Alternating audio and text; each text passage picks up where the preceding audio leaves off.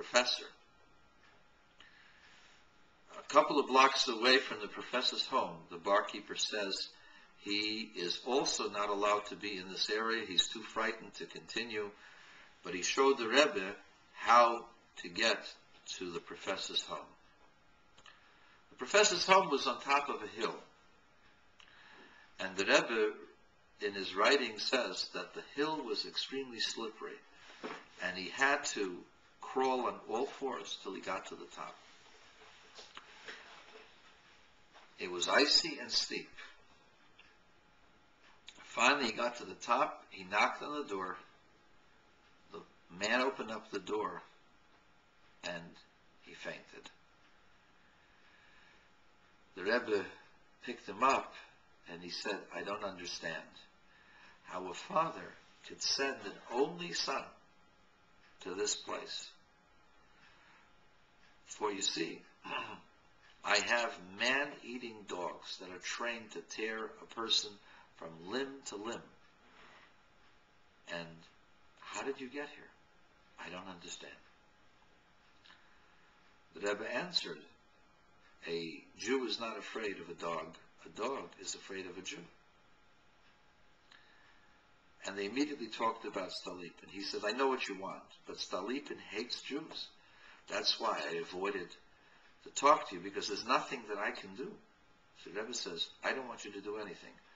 I want you to get me a key to his office with a card saying that the bearer of the card has the right to come into the office grounds anytime he wants. That card the professor had, the key he didn't have. He had to get a key for Stolypin's office, so the next Monday he goes to Stolypin. He says, Sir, he says, yes, I'm quitting.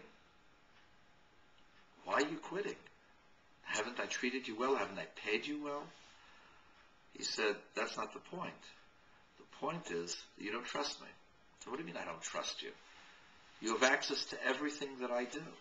I discuss everything with you. He says, yes, but I can't get in and out of the office without the secretary. I think I'd rather go to a place which trusts me. Oh, he said, that's what you want. You want a key? You get the key today, no problem. And the key was made for the advisor, and a copy the next day was made for the Lubavitcher Rebbe's son, Rabbi Yosef Yitzchak. The next question is how is the Rebbe going to use this key? When is he going to come? Well, Stolypin had the drafts of the legislation passed on Friday, and on Monday morning, the next Monday morning, Stolypin was going to sign those enactments to restrict Jewish livelihood to an extreme. And this would cause untold destruction in the livelihood in the back of all Jewish industries and Jewish craftsmen. He relished the thought. So the Rebbe had only 48 hours to act. What did he do? Saturday night, Motzei Shabbos, Russians are notorious for getting drunk. Sunday morning, 6 o'clock in the morning, saw the Rebbe going out into the government areas. There was one guard or so. The Rebbe flashed his card. Man looked at it, nodded, let the Rebbe go. The Rebbe had the keys to every door, including the door to Stolypin's office. Opened up the doors to the government offices, got into Stolypin's office, and he found the legislation that Stolypin was going to enact against the Jews. In those days, the officials had three piles. They had a pile for legislation to be reviewed. On one side, he had a pile that he had signed, and the other side a pile that he had written invalid, stamped invalid, and rejected.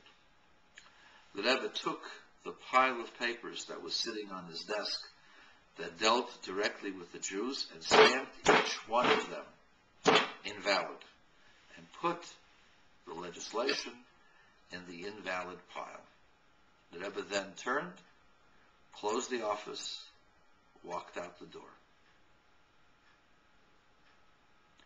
Stalipin's secretary would come an hour before her boss and would take care of all the things that had to be taken care of.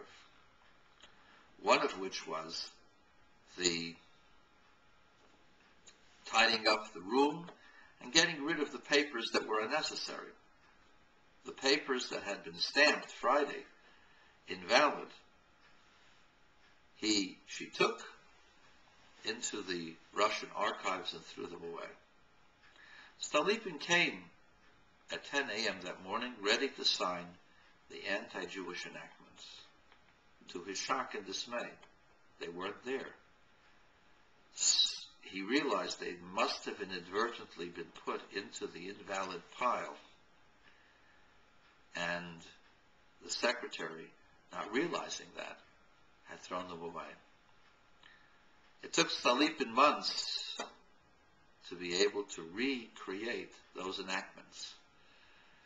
But for those months, perhaps a year, the Jewish community in Greater Russia was relieved of the anti-Semitic enactments through the boldness and courage of a 21-year-old Hasidic Jew by the name of Joseph Isaac Schneerson, who became the sixth